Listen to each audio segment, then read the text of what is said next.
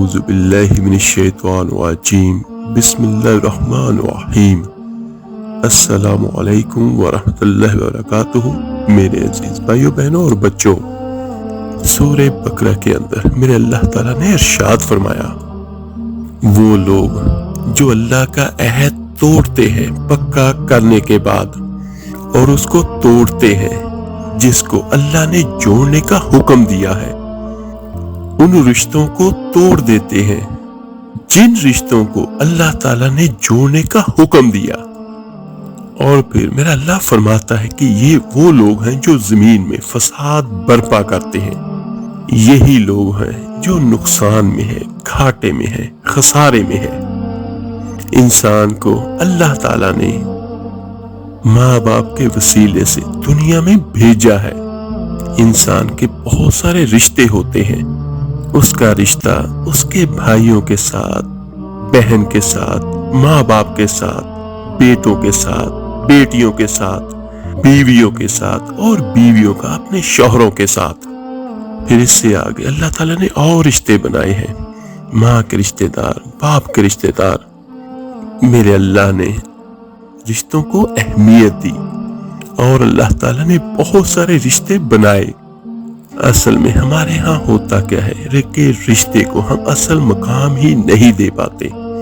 کچھ رشتے ایسے ہوتے ہیں جو نبھائے نہیں جاتے، کمزوری دکھائی جاتی ہے، بالخصوص جن لوگوں پر ضروری ہوتا ہے ان رشتوں کا نبھانا، وہ ان کو نبھانے میں سستی کرتے ہیں، کمزوری دکھاتے ہیں۔ اس میں کوئی شک نہیں کہ میاں بیوی کا رشتہ سب سے مستحق رشتہ ہے۔ قرآن مجید میں میرا اللہ تعالیٰ فرماتا ہے، تم ان کے لباس ہو، وہ تمہارا لباس ہے، یعنی مرد عورت کا لباس ہے اور عورت مرد کا لباس ہے، اس میں کوئی شک نہیں۔ تو میرے عزیزوں، اس سے پتہ کیا چلتا ہے کہ بیوی کے بغیر کوئی زندگی نہیں ہے اور خاوند کے بغیر عورت کی کوئی زندگی نہیں ہے۔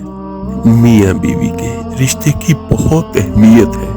میرے آقا کریم صلی اللہ علیہ وآلہ وسلم نے اس رشتے کے بارے میں بہت ساری احادیث بیان کی ہے، اور میرے آقا کریم صلی اللہ علیہ وآلہ وسلم نے ہر رشتے کو اس کے اصل مقام پر رکھا ہے۔ جیسے میاں بیوی یعنی ایک عورت اپنا سب کچھ چھوڑ چھاڑ کے، بہن بھائی، دوست احباب، سکھیاں، سب کچھ چھوڑ کے بظاہر وہ پردیس میں آ کے بیٹھتی ہے اور صرف خاوند کی خاطر، اس کا بڑا حق ہے۔ اور میرے آقا کریم صلی اللہ علیہ وآلہ وسلم نے کتنی خوبصورت بات بیان کی کہ تم میں سے بہتر وہ ہے جو اپنے گھر والوں کے حق میں بہتر ہو۔ اور پھر فرمایا میرے آقا کریم نے کہ میں تم سب میں سے بڑھ کے اپنے گھر والوں کے لیے بہترین ہوں۔ اور میرے عزیز، اس میں کوئی شک نہیں کہ عورتوں کے حقوق ہیں۔ میرے آقا کریم صلی اللہ علیہ وآلہ وسلم نے اس کی وضاحت بھی فرمائی، لیکن میرے آقا کریم نے رشتوں کا تعین کر کے فرمایا۔ ایک حدیث ہے، میرے آقا کریم صلی اللہ علیہ وآلہ وسلم کی پیاری زوجہ حضرت عائشہ رضی اللہ تعالی عنہا، وہ فرماتی ہیں کہ آقا کریم کی بارگاہ میں عرض کیا گیا کہ یا رسول اللہ صلی اللہ علیہ وآلہ وسلم، ذرا ارشاد فرمائیے گا کہ عورت پر سب سے زیادہ حق کس کا ہے، حضور ذرا بتلائیے گا۔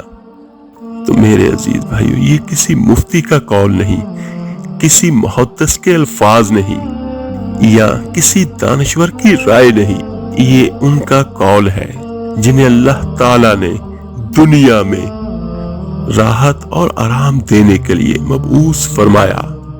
جب پوچھا گیا کہ عورت پر سب سے زیادہ حق کس کا ہے، تو میرے آقا کریم نے فرمایا اس کے خاوند کا۔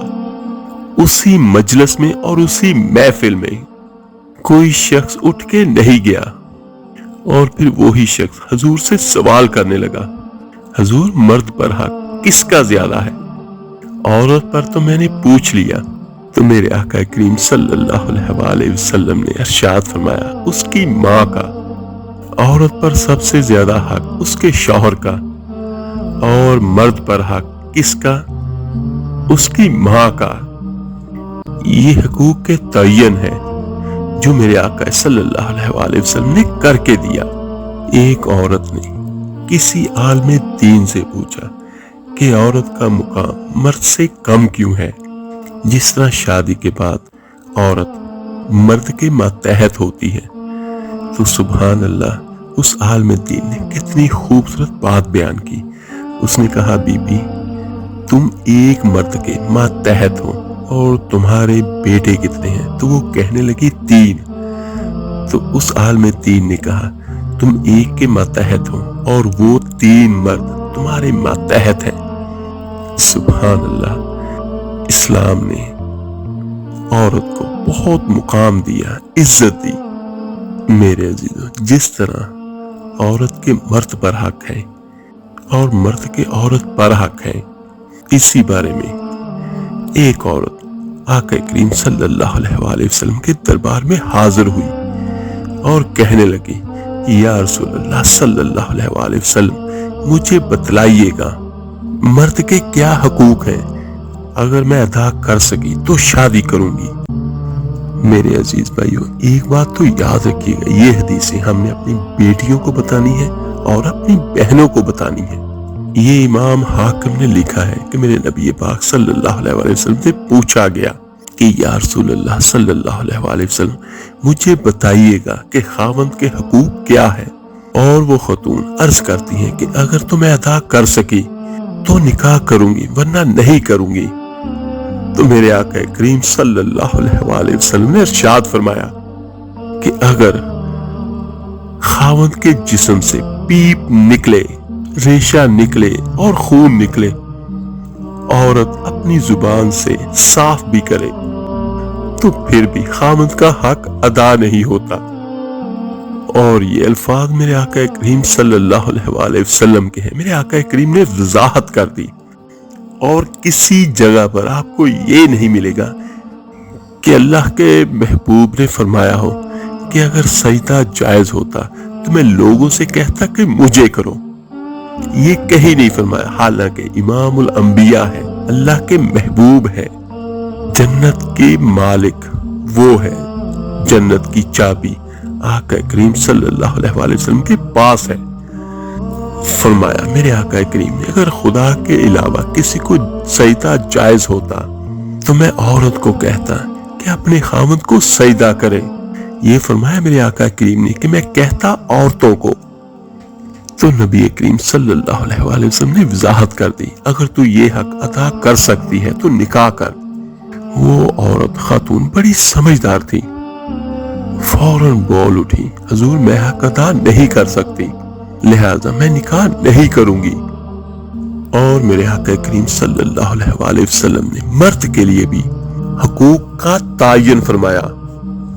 اور جب رسول اللہ صلی اللہ علیہ وآلہ وسلم سے پوچھا گیا کہ یا رسول اللہ صلی اللہ علیہ وآلہ وسلم عورت کے حقوق کیا ہیں، تو میرے آقا کریم نے فرمایا جیسا خود کھاؤ ویسا اسے بھی کھلاؤ، اور جیسا خود پہنو ویسا اسے بھی پہناؤ۔ اور میرے آقا کریم نے فرمایا کبھی بھی عورت کے چہرے پر نہ مارنا، کبھی بھی اس کے ساتھ بغض نہ رکھنا، اسے کبھی بھی تکلیف نہ دینا، اور ایک بات اگر اسے چھوڑنا بھی ہوا تو اپنے گھر کے اندر چھوڑنا، یعنی اگر کچھ لمحے کے لیے ناراضگی بھی ہو تو اپنی ہی چھت کے نیچے اسے چھوڑنا، نکالنا نہ، اسے کہیں بھیجنا نہ، رسوائی ہوتی ہے۔ میرے عزیز بھائیوں، آقا کریم نے ہر چیز کی وضاحت فرمائی۔ اور ایک بات یاد رکھیے گا، دنیا کی ہر نعمت ہو، ہر چیز ہو، لیکن بیوی نہ ہو تو تنہائی کا احساس ڈنگ مارتا ہے۔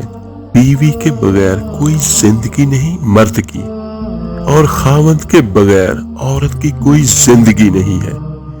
اور یہ ہمارا معاشرہ ایسے ہے کہ اگر کسی بچی کو طلاق ہو جائے تو اس کی شادی دوبارہ نہیں ہوتی۔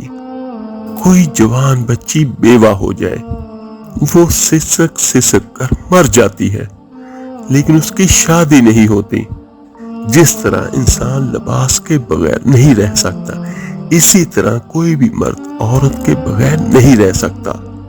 آپ کے پاس ساری کچھ نعمتیں ہیں، لیکن آپ کسی کے ساتھ شیئر تو کرنا چاہو گے، اور بیوی سے اچھا دوست کوئی نہیں، بیوی سے اچھا غم خار کوئی نہیں ہے، اور بیوی سے اچھا خوشیاں بانٹنے والا کوئی اور نہیں ہے۔ حضرت ابن مسعود رضی اللہ تعالیٰ عنہ کا فرمان ہے، اگر میری موت میں 10 دن بھی باقی ہوں تو بھی میں شادی کر لوں گا اگر میری بیوی مر جائے۔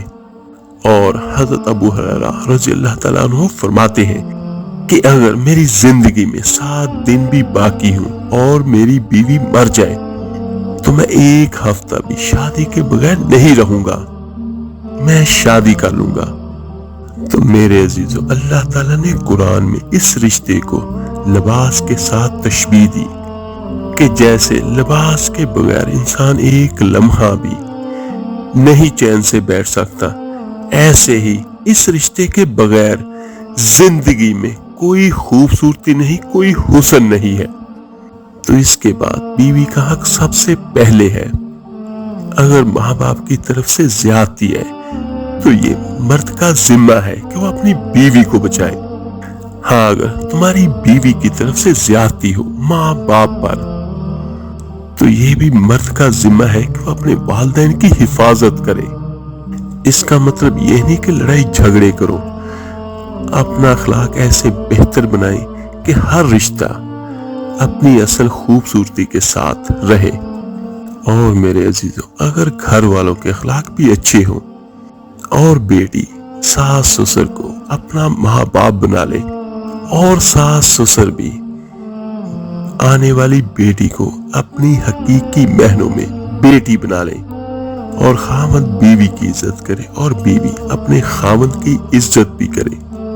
میرے آقا کریم صلی اللہ علیہ وآلہ وسلم جو دونوں جہانوں کے نبی ہیں، وہ حضرت عائشہ رضی اللہ تعالی عنہا کو لقمے بنا کر بھی کھلاتے تھے، اور جس گلاس سے جس جگہ پر اما عائشہ رضی اللہ تعالیٰ عنہ ہونٹ لگا کر پانی پیتی تھی، میرے آقا کریم صلی اللہ علیہ وآلہ وسلم بھی وہیں سے پانی پیتے تھے۔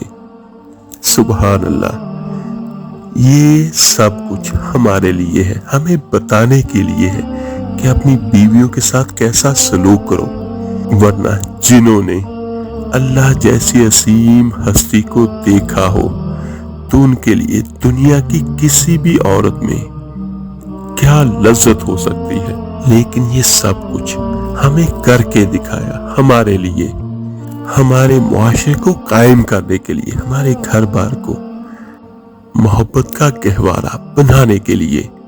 اللہ تعالیٰ سے دعا ہے اللہ تعالیٰ سب بہنوں بیٹیوں کو اچھے نصیب عطا کرے اور ہمیں اپنی بیویوں کے حق میں بہتر کرے اور ہماری بیویوں کو ہمارے حق میں بہتر کرے۔ آمین ثم آمین۔ آپ میرے لیے دعا کیجیے گا، میں آپ سب کے لیے ضرور دعا کروں گا۔ اس ویڈیو کو لائک اور شیئر ضرور کیجیے گا صدقہ جاریہ سمجھ کر۔